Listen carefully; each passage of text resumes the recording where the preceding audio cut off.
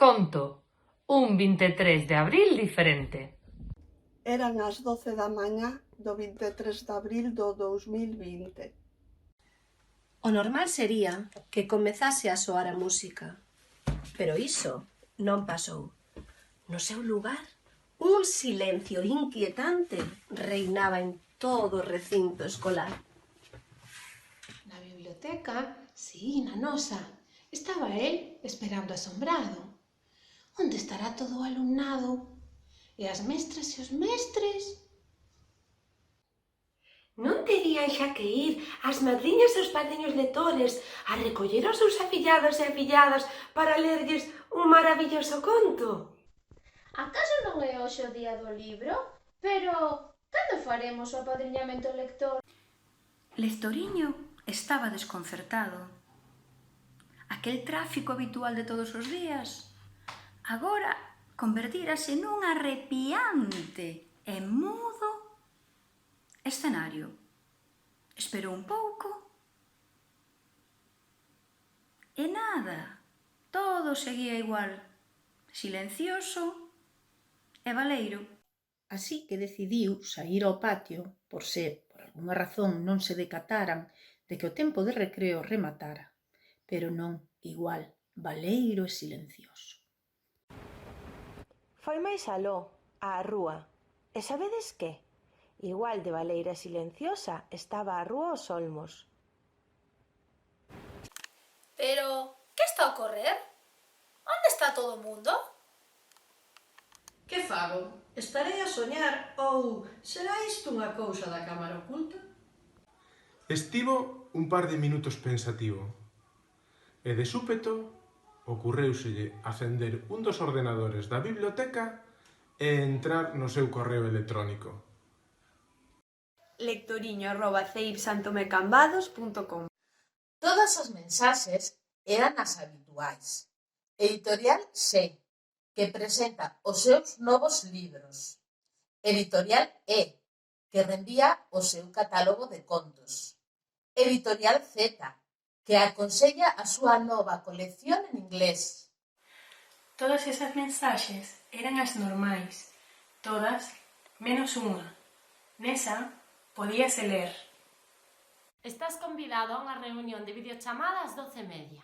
Poderás acceder a dita reunión a través do link eduxunta.webex.com/meet/coordinadores. O noso amigo el lectoriño dubidou durante uns instantes, pero como sabía que cando un correo vai acompañado de Eduxunta trátase de algo relacionado co colexio, non vacilou máis e abriuno. Accedeu a participar nesa videochamada á que fora convidado. No monitor podíanse ver caras coñecidas. Eran a profe Cris, o profe Manu, o profe Óscar e o profe Víctor.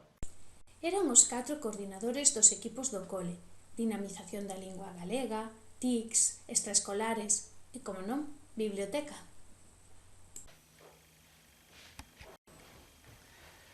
Non te preocupes, lectoriño, non te leaches.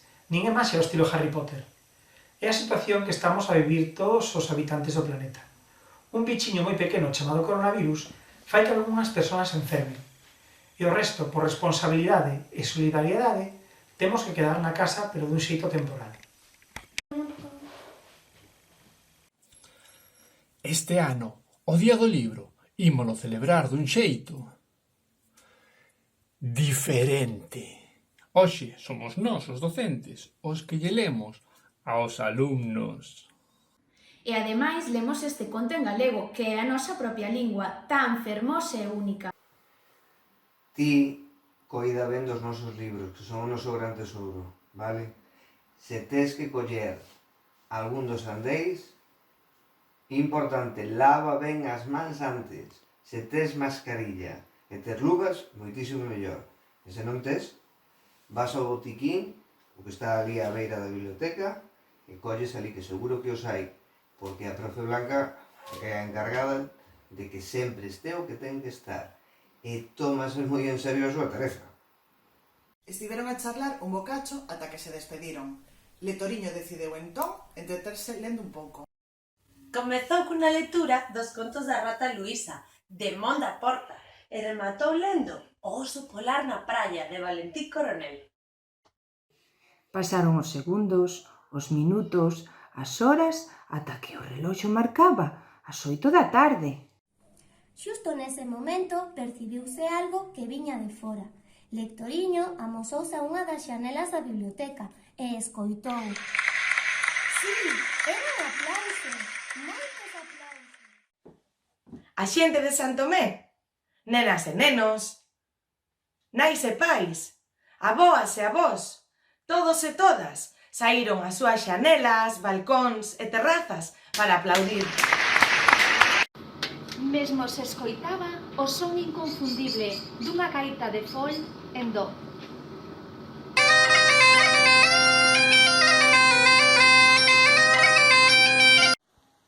Nese intre, Lectoriño puido sentir a calor próxima dos seus veciños, a súa gratitude e entusiasmo.